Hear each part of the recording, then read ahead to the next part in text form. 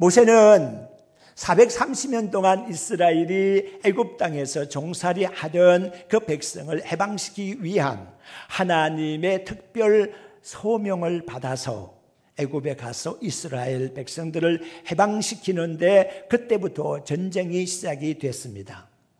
실로 그 땅에 있는 많은 사람들은 바로 왕을 현인 신으로 취급을 하고 있었습니다. 사람의 몸을 입고 나타난 신의 모습으로 그들은 생각하고 추앙하고 숭배하고 있는 황제 숭배 사상이 팽배해져 있는 그런 땅이었습니다. 그리고 그들이 무수하게 섬기는 신들도 있었습니다. 그 땅에 가서 모세가 여호와 하나님의 이름으로 싸움을 걸게 됩니다. 내 백성 이스라엘을 보내라는 겁니다. 하나님께 예배를 드려야 되겠고 하나님이 예배를 요청하고 있으니까 이 백성 이스라엘을 보내라고 말합니다. 이것은 바로 선전포고였다고 볼 수가 있을 겁니다. 모세가 무슨 힘으로 전쟁을 수행할 수가 있었겠습니까? 하나님의 명령 그리고 하나님이 함께 해주시겠다고 하는 확실한 보장으로 인해서 전쟁을 감행할 수 있었다는 생각을 하게 됩니다. 모세가 벌인 전쟁은 과거로부터의 전쟁이었습니다. 과거에 붙잡혀 있었던 올무에 묶여 있고 함정에 빠져 있고 노예가 되어서 꼼짝하지 못하는 일정한 지역에 묶여서 감금이 되어 있는 이스라엘 백성들, 그 과거의 식민지화되어 있었던 백성들을 끌어내는 것입니다. 바로 이것이 모세가 맡은 전쟁입니다. 그렇다고 하면 이것은 우리에게 적용해 볼 수가 있는 부분입니다. 우리도 하나님을 알기 전에는 죄악 세상에 묶여 있었습니다. 사탄의 유린을 받고 있었습니다. 사탄의 지배를 받고 있었습니다. 그 아래에 있었지 않습니까? 그러니까 여기에서 벗어나는 것이 참된 자유이거든요. 어디로 향해서 가느냐는 자유를 논하기 전에 어디에서부터 자유, 어디에서부터의 해방, 그렇게 돼서 자유와 해방을 얻은 사람이 어디로 향하여 가는 자유 해방이 중요하지 않겠습니까? 과거에서 벗어나지 못하면 미래로 향하여 갈 수가 없습니다. 과거의 실패감이나 과거의 열등감이나 과거에 좋지 못한 것들에 대한 것에 발목이 잡혀 있으면 우리는 한 걸음도 앞으로 향하여 전진해 나갈 수가 없습니다. 그러므로 모세가 이스라엘 백성들을 이끌고 430년의 역사를 청산을 하고 이끌어내게 된 것은 과거로부터의 해방이었다는 감이 큽니다.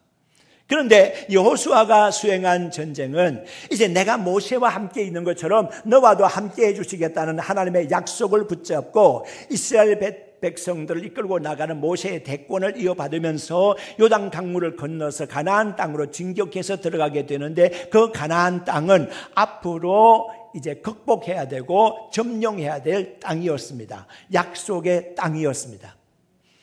여호수아가 그 땅으로 들어갔을 때 이미 가나안 사람들은 청동기 문화에 들어가 있었습니다. 그러니까 그들은 전쟁 문화를 대규모로 만들어내고 있었고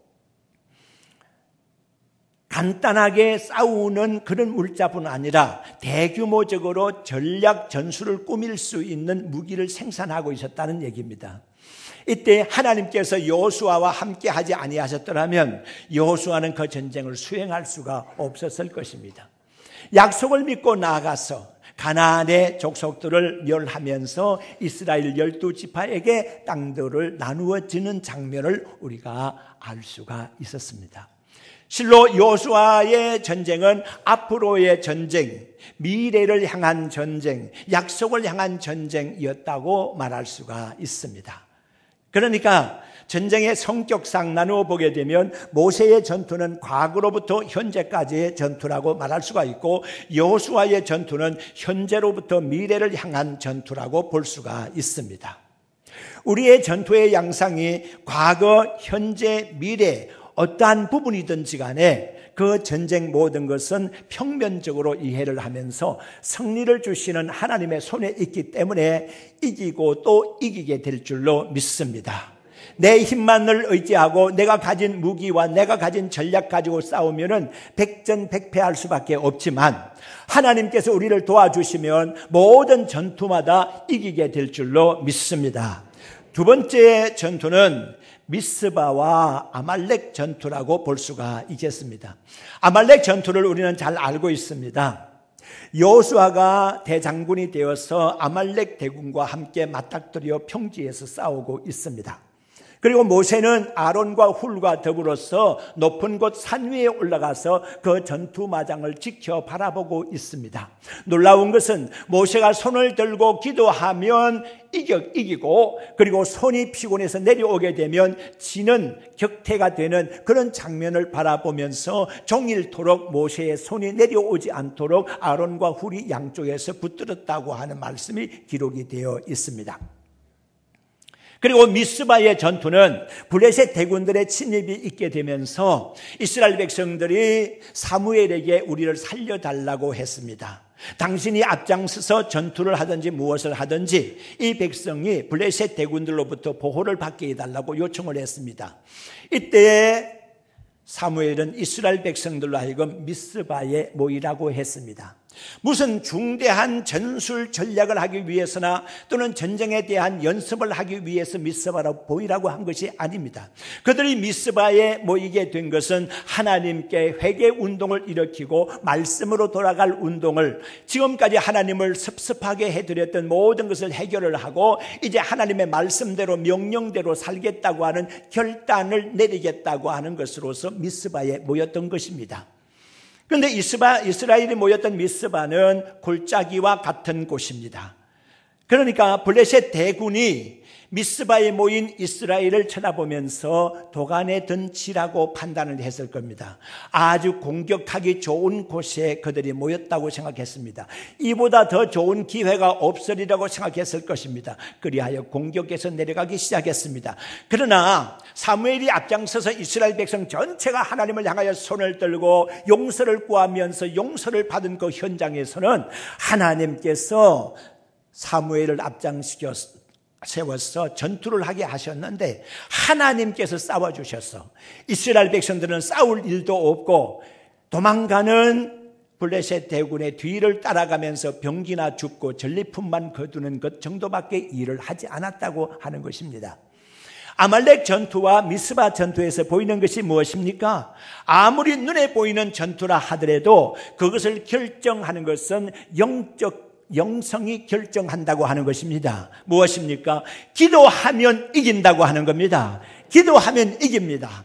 믿음의 성도 여러분, 우리가 당하고 있는 시험과 유혹과 싸움과 경쟁이, 다툼이 어떤 것입니까?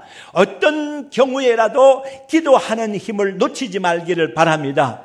기도할 기회를 얻었다고 하면 여러분들은 이길 수 있는 절호의 기회를 잡은 것입니다. 이기고 또 이길 것입니다. 저는 지난주 이길 수밖에 라고 하는 제목 가지고 말씀을 드렸고 오늘은 그 두 번째 말씀을 드리려고 합니다. 아주 좋은 수가 있으면 사람들이 말합니다. 묘수라고 말입니다. 그리고 그것이 아주 뛰어난 수라고 얘기하면 이렇게 말합니다. 신의 한 수라고 말입니다.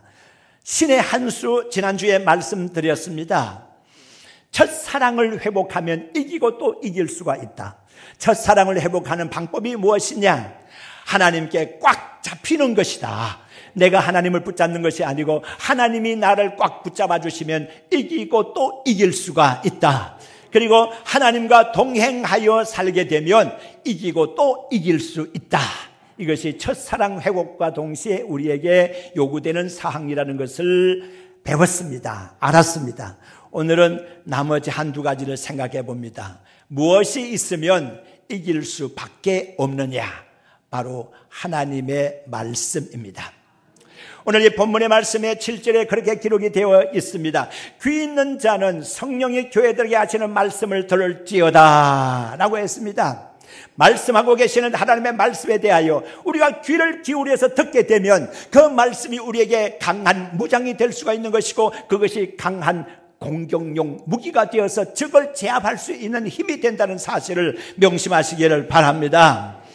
에베소 6장 13절 이하로 말씀을 보게 되면 확실한 무장에 대하여, 완전 무장에 대해서, 영적 무장에 대해서 기록이 되어 있습니다. 그런데 가만히 살펴보십시오. 머리에 구원의 도구를 썼습니다.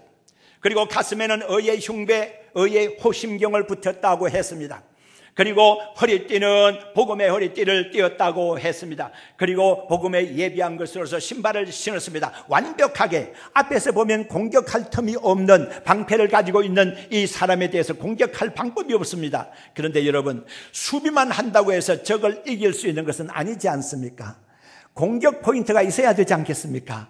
아무리 수비를 잘한들 탁구에서 수비만 잘한다고 이길 수가 있겠습니까? 공격 없이 어떻게 이길 수가 있겠습니까? 수비와 동시에 공격이 들어가야 되지 않겠습니까? 축구도 마찬가지입니다. 아무리 골만 먹지 않는다고 되는 것이 아니지 않습니까? 공격을 잘해야 포인트 올려야지 이길 수 있는 거 아니겠습니까?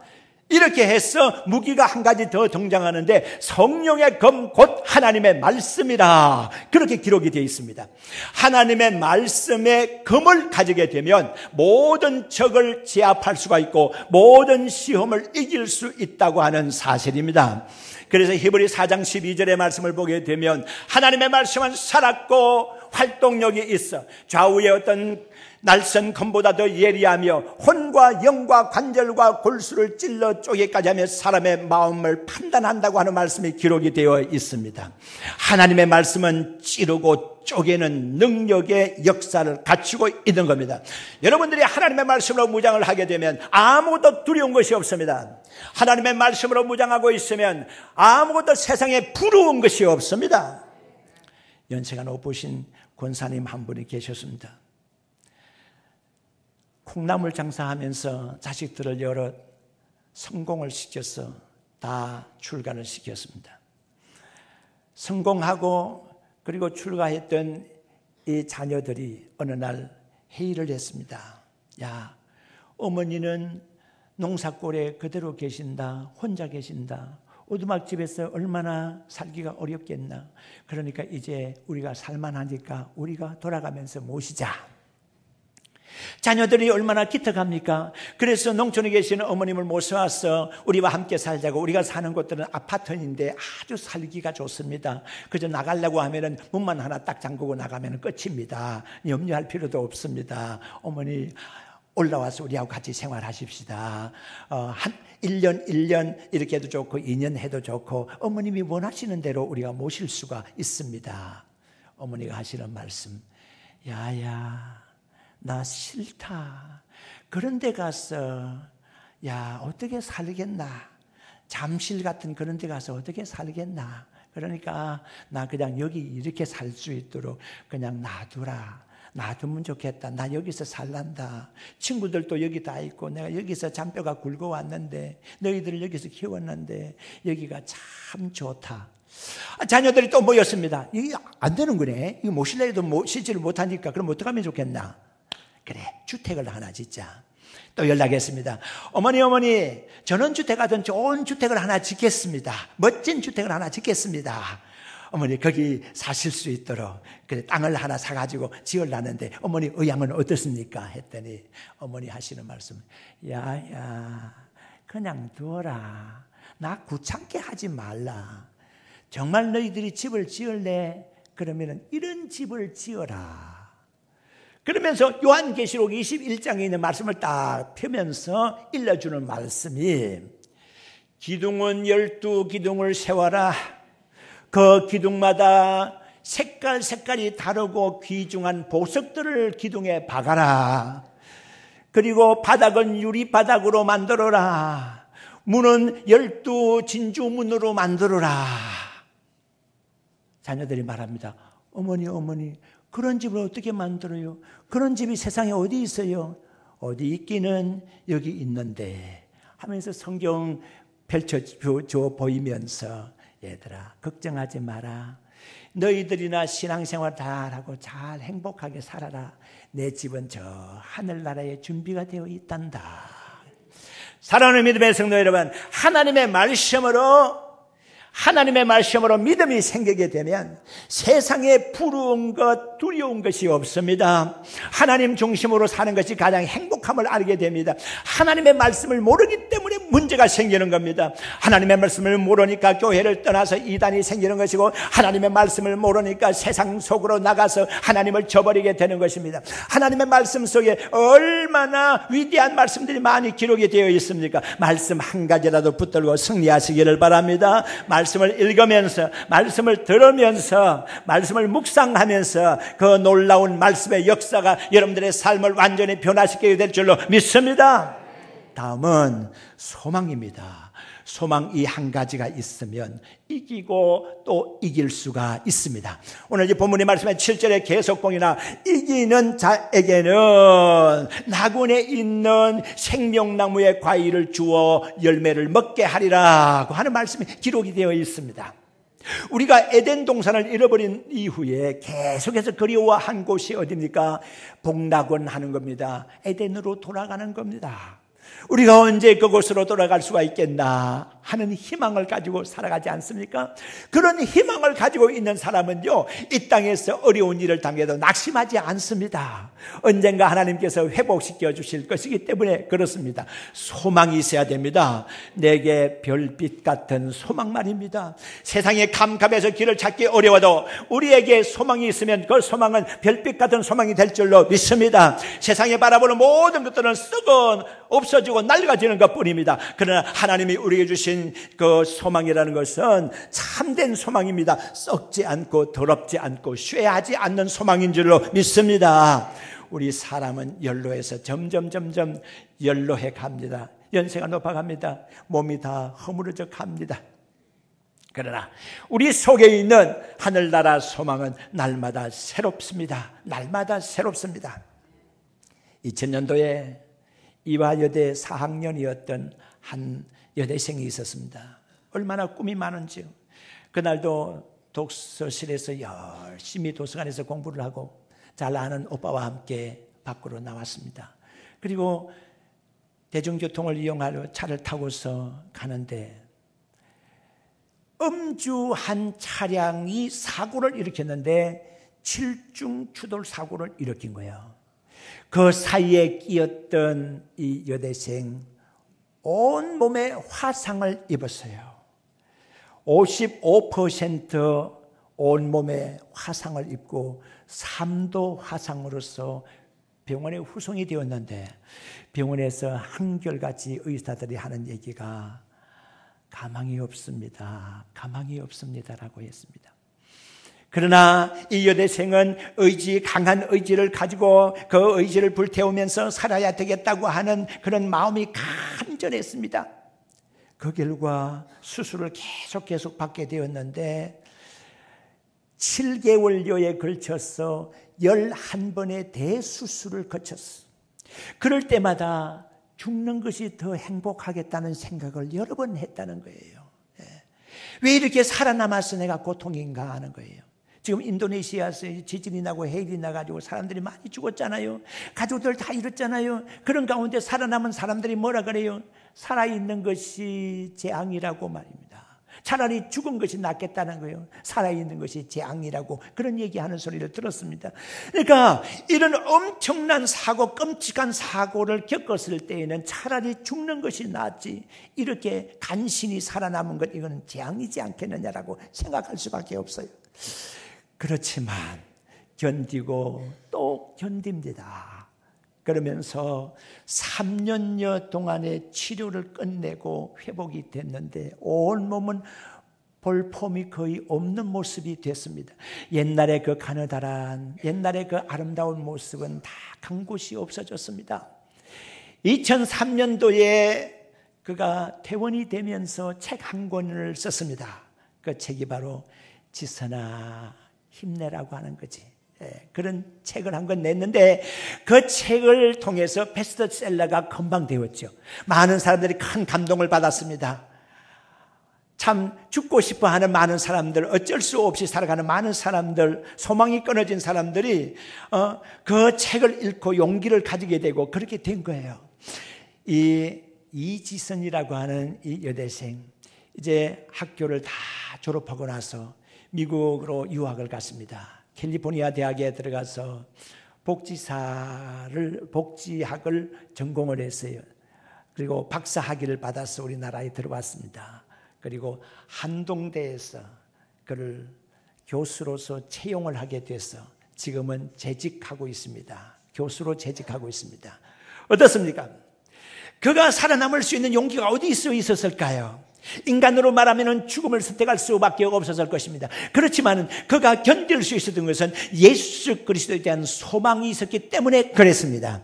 믿음의 성도 여러분, 아무리 세상 모든 것들이 여러분들을 향하여 돌아앉아 있다고 해도, 여러분들은 세상에 대해서 아무러한 어떤 혜택을 입지 못하고 이익을 입지 못한다고 해도, 여러분들이 세상에서 연루되는 인간이 되었다고 해도, 아무것도 내가 가진 것이 없다고 해도, 하나님만 믿고 살아간다고 하면, 예수 그리스도에게 소망이 있다고 하면 모든 것 이길 수 있고 또 이길 것이라는 사실을 명심하시기를 바랍니다. 소망 중에 즐거워하시기를 바랍니다. 환난은 인내를, 인내는 연단은 소망을 이루는 줄 알미로다. 우리가 환난 중에서 연단을 받겠지만은 넉넉히 이겨서 궁극적인 승리를 거두게 될 줄로 믿습니다. 참된 승리는 어떤 사람이 차지할 수가 있습니까? 첫사랑을 회복한 자가, 그리고 말씀 중심으로 사는 자가, 그리고 예수 그리스도 소망을 가진 자가 참 승리할 수 있습니다. 우리 모두가 그렇게 되기를 주의 이름으로 축원합니다.